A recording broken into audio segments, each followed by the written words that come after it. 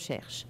Donc, cette forme scolaire, c'est un modèle de socialisation qui est caractérisé par une relation inédite, qui est bien sûr pédagogique, puisqu'on parle de l'école, entre un maître, ses élèves et des savoirs au sein d'un espace spécifique, avec un temps, avec des savoirs, et qui est codifié par un système de règles impersonnelles. Donc cette forme scolaire, elle définit un cadre, et ce cadre, moi, j'ai eu envie de le raconter. Donc j'ai appelé ça la vie scolaire, et cette vie scolaire qui anime ce cadre, eh bien, j'ai essayé d'en déterminer avec une analyse de contenu dans la presse qui représentait l'école, ces systèmes de règles impersonnelles. Alors, le plan que je vais utiliser aujourd'hui va bien sûr déterminer ce que c'est que la vie scolaire.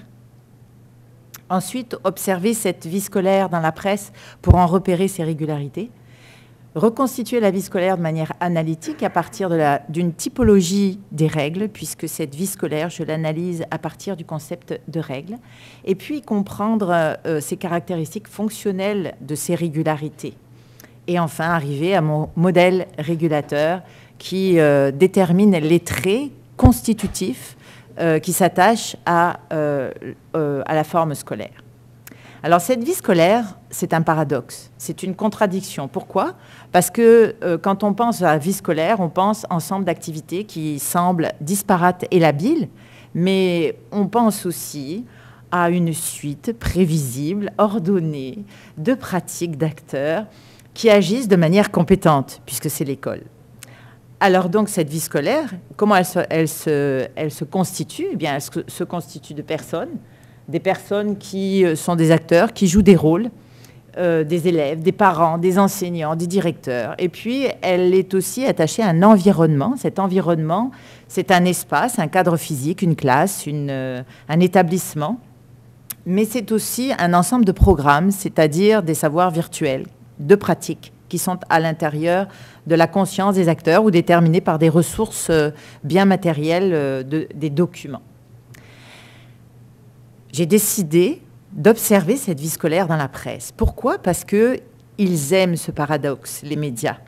Alors, quand on regarde l'article du Devoir qui date de 2009, le Devoir étant un quotidien québécois, eh bien, on observe quoi? On observe qu'effectivement, le lecteur qui lit une journée au primaire, eh bien, il va s'imaginer un établissement, une classe, un lieu particulier. Il va s'imaginer des horaires, du temps qui est bien défini, toujours 15 minutes de lecture. Il va s'imaginer aussi qu'il y a des savoirs à l'intérieur, d'orthographe, des exercices de grammaire, de vocabulaire. Mais il y a aussi des pratiques sociales. On chante. Puis il y a quelque chose qui est manifestement important au centre de la pratique, puisque c'est ce qui. Le ce qui, ça fait partie du noyau, c'est le germe de la vie scolaire. Et c'est le germe de la pratique. Et à l'intérieur de ces pratiques, eh bien, il y a des routines qui sont des petites règles qui reviennent régulièrement. Alors, je vais passer très rapidement sur le cadre théorique. Je suis allée observer cette vie scolaire avec la théorie d'Anthony Giddens, bien sûr, parce que c'est un sociologue d'abord, et ensuite parce qu'il observe, lui, la structure de la constitution de la société à partir des systèmes sociaux rattachés à l'activité routinière des acteurs. Ce qui fait que ces acteurs-là, c'est parce qu'ils ont ces structures sociales à l'intérieur de leur conscience, qu'ils répètent tous les jours, qu'effectivement, ces structures sont dynamisées, sont actualisées et s'étendent de manière plus ou moins importante au niveau du temps et de l'espace.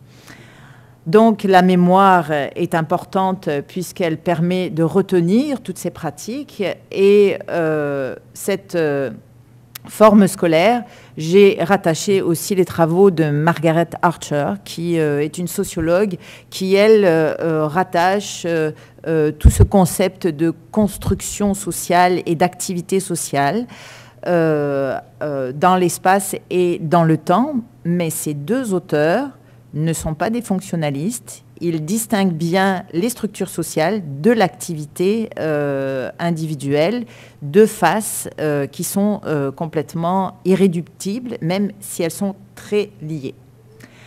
Alors, à partir de là, bien, j'ai observé qu'est-ce que c'était que cette règle, bien sûr.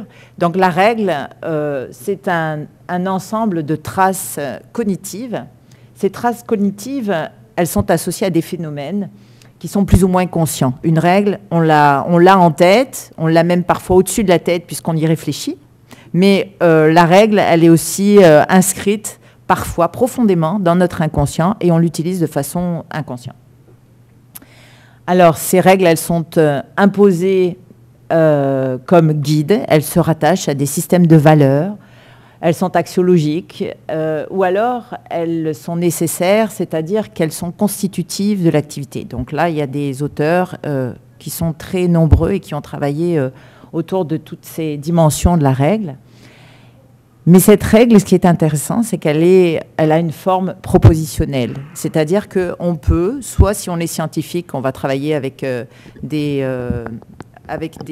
concepts et on va donc observer la réalité et puis la formaliser, soit elle est énoncée à l'intérieur des lois et des structures qui sont à l'intérieur de la société et qui cadre et qui structure tous ces phénomènes sociopolitiques.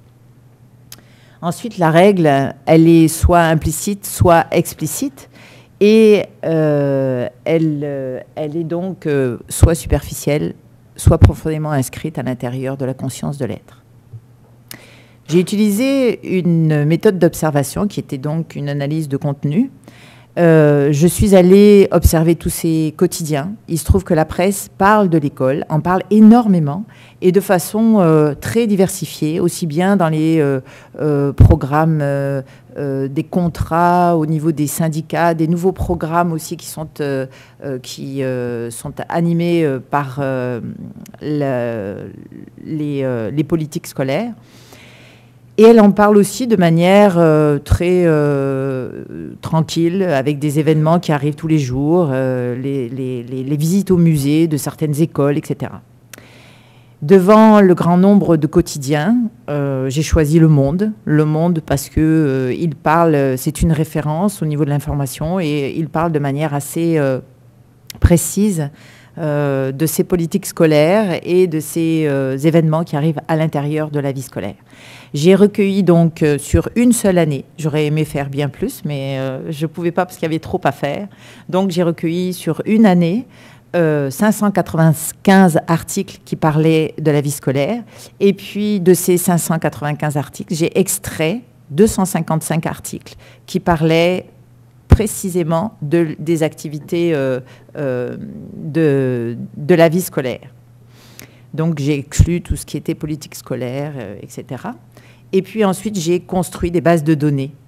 Je vais passer rapidement là-dessus, on n'a pas le temps aujourd'hui de le préciser, mais j'ai catégorisé 505 segments qui parlaient donc de la règle, et, enfin qui énonçaient une activité scolaire.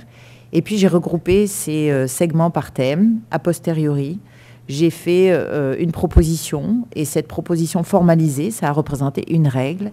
Et cette règle, je lui ai donné un nom.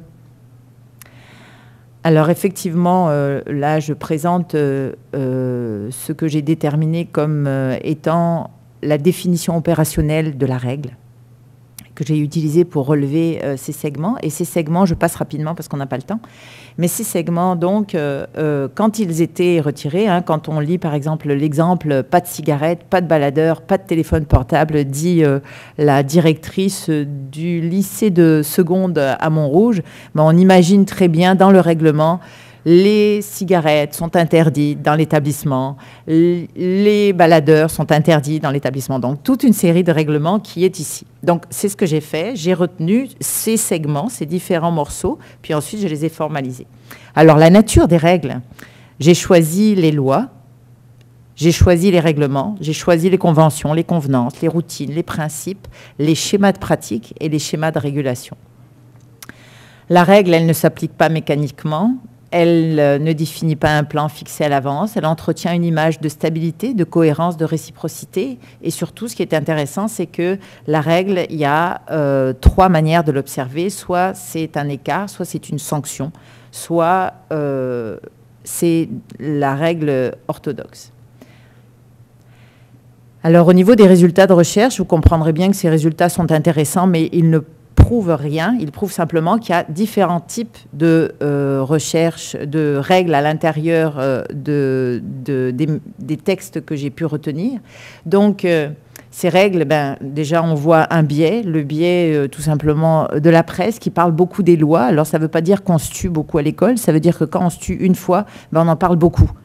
Ensuite, il y a des règlements. Ces règlements, on voit qu'ils sont à la fois exprimés sous la forme de l'orthodoxie et puis ils sont transgressés souvent. On va voir pourquoi tout à l'heure. Pareil pour les convenances et les principes. Puis ces schémas de régulation et de pratique qui sont en fait des traces cognitives faisant référence à la théorie des schémas, hein, c'est-à-dire des modèles d'activité qui sont mémorisés, ils sont présentés de façon assez particulière puisqu'ils sont pratiquement toujours présentés sous la forme de la règle. Donc, ce sont quelque part des modèles. Et puis, les interdits que je n'aurais jamais dû trouver. Pourquoi il y a des interdits à l'école? Parce que la société change et qui prévoit des programmes d'éducation sexuelle, des programmes contre le bizutage, etc. Donc, c'est un lieu où, effectivement, on apprend que la société, aux petits-enfants, que quelque part, on doit penser différemment la société. Alors, les résultats de tout ça me montrent qu'il y a une constante à l'intérieur de ces règles. C'est quoi cette constante? Mais que la règle, elle ne fait pas que contraindre, elle habilite. Elle habilite et elle crée les institutions, elle va protéger l'individu. Donc, qu'est-ce qui se passe? C'est que cette relation avec la société est définie par un cadre institutionnel. Ensuite, elle se situe dans un contexte particulier puisque les règlements vont positionner la personne à l'intérieur de ce qu'il peut faire et ce qu'il ne peut pas faire. Et à l'école, il y a des règlements qui sont différents de la société. C'est pour ça qu'on est mal à l'aise. Souvent, les petits-enfants, ils font beaucoup d'erreurs. Ah non, il ne faut pas que tu fasses ça. Et puis ensuite, elle prévoit des activités appropriées qui sont menées par des catégories d'acteurs habilités. Donc, cette constance-là donne un rôle. Et puis, il y a une typicalité de la règle, laquelle, c'est que ce n'est pas la règle qu'on connaît par rapport à la loi, par exemple. Nul n'est censé méconnaître la loi, mais en attendant, cette loi, on la voit, c'est parce qu'il y a beaucoup de ressources associées à la loi. Donc, cet écart à la règle, cette transgression, elle est associée à des ressources qui sont très importantes. On est puni quand on fait un écart au règlement à l'école et on est puni fortement quand on fait un écart au niveau d'un crime ou d'une erreur, même administrative, qui va en cours. Alors donc, ces types de règles déterminent et définissent des rôles à l'intérieur de l'école et c'est ce qui donne un caractère ordonné à l'activité scolaire. Ensuite, il y a des règles qui sont transparentes. Ces règles, elles sont particulières. C'est toutes les ethnométhodologues qui ont travaillé là-dessus. C'est-à-dire que cette fois, il n'y a pas un écart à la règle, il n'y a pas une sanction. Il y a la règle ou il n'y a pas la règle. Si je ne fais pas certaines choses au niveau des convenances, au niveau de la manière dont je vais avoir mes habiletés sociales, je vais être exclu, tout simplement. Donc, ce non-règle, ça met hors du jeu. Et hors jeu, c'est aussi ce qu'on voit à l'école. C'est-à-dire qu'il y a des décrocheurs qui sont hors jeu parce qu'ils sont plus des élèves. Mais il y en a qui jouent le jeu et qui sont à l'intérieur de la collaboration. Et donc, c'est intéressant parce que ces règles mobilisent l'engagement. On le voit, l'engagement à travers de ces petits signes qui sont souvent totalement, absents et très discrets, en fait. Et puis enfin, il y a l'essence de l'activité. Cette essence de l'activité, j'en ai pas beaucoup parlé, je ne l'ai pas beaucoup défini, les schémas de pratique et de régulation, mais ce sont donc des modèles. Schéma de régulation étant au niveau de l'activité. Cette activité, comme dit Brousseau, elle est très organisée et c'est une action. C'est l'apprentissage, ça doit rentrer dans la tête de l'élève quelque part et puis on ne peut pas y mettre une clé USB. Donc, quelque part, il va falloir qu'il se mette en activité cognitive et puis qu'il se modèle à une activité relevant d'un savoir institutionnel. Donc, elle est régulée. Et les schémas de pratique vont être le modèle de l'enseignant. C'est-à-dire qu'il va avoir une idée. On l'a vu au niveau du CRIFPE, il y a eu plein de conférences sur l'identité professionnelle. Cette identité professionnelle, elle ne vient pas d'un coup. Et comment elle s'organise? Eh bien, par ces schémas. C'est-à-dire que ce sont des structures d'information cognitive qui représentent quelque chose et qui font que je vais activer dans l'instant et puis je vais, par l'expérience, enrichir toute ma représentation de mon activité scolaire. Et donc, ces activités, c'est l'essence, la raison d'être de mon identité professionnelle. Alors, ce modèle régulateur, qu'est-ce qu'il fait? Ben, il va de soi. Il va de soi par la loi, par les règlements. C'est-à-dire, c'est quelque chose, comme dit Durkheim, qui est né avant moi, qui est avant. Ou alors Searle qui parle de l'arrière-plan. Alors, c'est donc, qu'est-ce qui fait aussi? Je vais passer rapidement. Ce sont des virtualités fonctionnelles. Pourquoi? Parce qu'on ne les voit pas, mais elles fonctionnent, elles sont implicitement produites, elles sont discrètes, elles vont à l'intérieur de la conscience, elles sont réfléchies, elles vont réguler. Et on voit tous les auteurs, j'en ai cité 3, 4, mais il y en a énormément qui travaillent sur la régularité, la réflexivité, la règle, la contrainte. C'est assez impressionnant de voir tous les textes et ça va jusqu'à des grands auteurs, Vygotsky, des philosophes et des sociologues. Et donc ces virtualités fonctionnelles, elles sont complétées par une habilitation essentielle. Cette habilitation, c'est celle qui va apporter le sens aux professionnels. C'est celle qui va permettre effectivement que d'une idée vague de mon métier, ben, je vais avoir envie de m'impliquer, je vais avoir envie d'aller en pédagogie chercher, je vais devenir un chercheur aussi en pédagogie, puis je vais aller plus loin, hein, il y a plein d'enseignants qui deviennent des chercheurs. Et puis, évidemment, c'est cette construction régulative, ce modèle régulateur, bah, il permet de conserver la forme institutionnelle. Alors, je l'ai présenté ici de façon imagée. Donc, on voit des principes, des lois, des règlements, des critères qui sont des règles explicites, qui sont déduites à l'extérieur, hein, vraiment très présentes dans la société et qui sont introduites dans l'école. Il y a à l'intérieur de l'école des schémas de pratique et de régulation qui modèlent l'activité des enseignants, mais il y a aussi des convenances qui font la culture de classe, il y a des lois qui créent l'institution scolaire et il y a des règlements qui sont spécifiques à l'école. Maintenant, ce modèle est statique et sans la routine, comme dit Giddens, enfin, c'est pas Giddens qui le dit, mais je pense à Giddens, rien ne peut s'activer. Donc en fait, si à un moment donné, je présente ce modèle régulateur sans ajouter la routine, sans ajouter l'activité qui revient régulièrement, qui se modifie éventuellement, etc., je ne peux pas, ce modèle, ben, il va à la poubelle, puis c'est fini. Il ne représente plus ce lien avec la forme scolaire. Donc cette routine, elle existe bien, c'est elle qui va permettre la mémorisation, qui va permettre l'étendue de l'activité en lien au niveau d'une diachronie. Alors la reconstruction de ce modèle, il est analytique bien sûr. Et qu'est-ce qu'il peut apporter? Ben, d'abord, il apporte une compréhension articulée entre des activités socialement instituées et des activités pédagogiques d'apprentissage. Il y a des sociologues qui disent « Oh, la société fait l'école ». Puis d'autres, c'est « Ah, mais non, c'est l'école qui fait la société ». Ben, je crois qu'il y a un passage de l'un à de l'autre tout le temps. Et comme dit Archer, plus fort à certaines époques qu'à d'autres. Ensuite, cette typologie des règles, ça permet au niveau théorique d'attirer l'attention sur des phénomènes relativement invisibles qui construisent l'identité professionnelle et qui participent à l'insertion des élèves. Et enfin, elle permet d'envisager, bien sûr, des interventions scolaires à divers niveaux. Quand est-ce que l'enfant il devient un élève? Quand est-ce qu'un élève il est apprenant? Comment est-ce qu'on va activer, travailler au niveau du règlement quand il devient élève? Comment est-ce qu'on va travailler les savoirs et les schémas quand il devient apprenant?